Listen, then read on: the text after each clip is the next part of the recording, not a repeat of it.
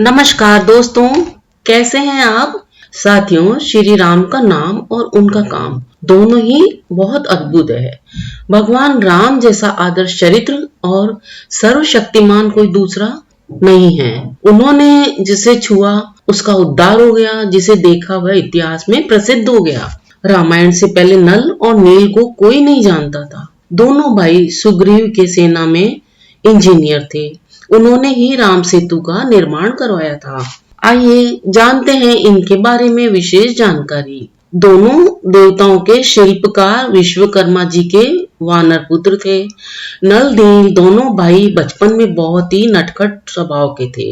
ये ऋषियों के पास रहते थे, तो जब ऋषि लोग परमात्मा के पूजा पाठ ध्यान में मगन रहते थे, तब ये दोनों भाई चुपके चुपके दबे पांव आते और उनके ठाकुर जी और दूसरी पूजा पाठ की सामग्री को उठाकर जल में डाल देते थे। तो नल और नील के ऐसा करने से ऋषियों की तपस्या में विघ्न आ जाता, लेकिन बच्चों से स्नेह और प्रेम के कारण ऋषिवर इनका कुछ बुरा नहीं करते थे और चुप रह जाते। लेकिन जब नल नील का उपद्रव बहुत ज्यादा बढ़ गया, तब एक दिन ऋषियों ने आपस में सलाह करके श्राप के रूप में इन्हें ऐसा आशीर्वाद दिया कि इनके हाथ से जिस भी चीज का स्पर्श हो जाए, वह वस्तु चाहे कितनी भी भारी क्यों न हो, जल में नहीं डूबेगी।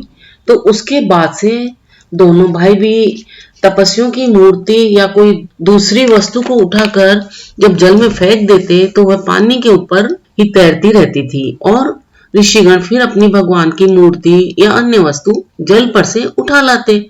ऋषियों के इसी आशीर्वाद के प्रभाव से ही नल नील ने भगवान श्री राम की सेवा की थी। इन्होंने ही राम सेतु का निर्माण करवाया था। नल सुग्रीव की सेना का सेना नायक था, नील सुग्रीव सेना का सेनापति था। नल नील के साथ 1 लाख से ज्यादा वानर सेना थी। सेतु बनाने के स्थान की खोज नल नील ने ही की थी। कई दिनों तक सर्वेक्षण करने के बाद 3 दिन की विशेष खोज दिन के बाद श्री राम जी और उनके दल ने रामेश्वरम के आगे समुद्र में वह स्थान ढूंढ निकाला जहां से आसानी से लंका तक पहुंचा जा सकता था। इस स्थान पर भगवान राम जी ने समुद्र से लंका तक जाने का रास्ता देने के लिए निवेदन किया, लेकिन तब सागर ने भगवान राम की यह बात नहीं सुनी। तब श्री राम जी ने समुद्र को सुखाने के लिए धनुष पर बाण चढ़ा लिया। यह देखकर समुद्र देवता डर गए और वह उसी समय श्री राम जी के सामने स्वयं प्रकट हुए और राम जी को बताया कि आपकी सेना में नल नील नाम के 2 वानर हैं।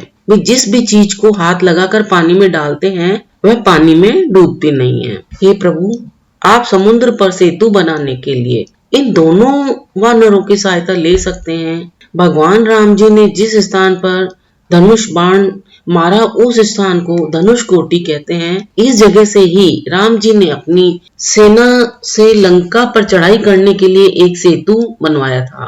वाल्मीकि रामायण में वर्णन मिलता है कि यह पुल लगभग 5 दिनों में बनकर तैयार हो गया था, जिसकी लंबाई 100 योजन और चौड़ी 10 योजन थी।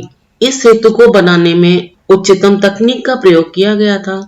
गीता प्रेस गोरखपुर से छपी पुस्तक श्री मद वाल्मीकि रामायण कथा सुख सागर में यह वर्णन है कि राम भगवान ने सेतु के नामकरण के अवसर पर उसका नाम नल सेतु रखा था। इसका मुख्य कारण यह था कि लंका तक पहुंचने के लिए बनाए गए पुल का निर्माण विश्वकर्मा जी के पुत्र नल द्वारा बताई गई तकनीक से संपन्न हुआ था। महाभारत में भी राम जी के नल सेतु का जिक्र आया है। वर्तमान में धीरे धीरे यह पुल राम सेतु के नाम से जाना जाने लगा है। यह सेतु कालांतर में समुद्री तूफानों आदि की चोटों से जीर्ण शीर्ण हो गया था, लेकिन पुरातत्व विभाग की खोज ने इस सेतु को अभी भी समुद्र में अस्तित्व में बताया है।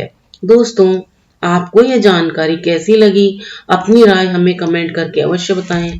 आपके कमेंट से हमारा उत्साह बढ़ता है। अगर जानकारी अच्छी लगी हो तो आगे शेयर करें, वीडियो को सपोर्ट करें, साथ ही इस चैनल को सब्सक्राइब भी कर लें। आपका अपना मूल्य समय देकर वीडियो देखने के लिए आपको बहुत बहुत धन्यवाद।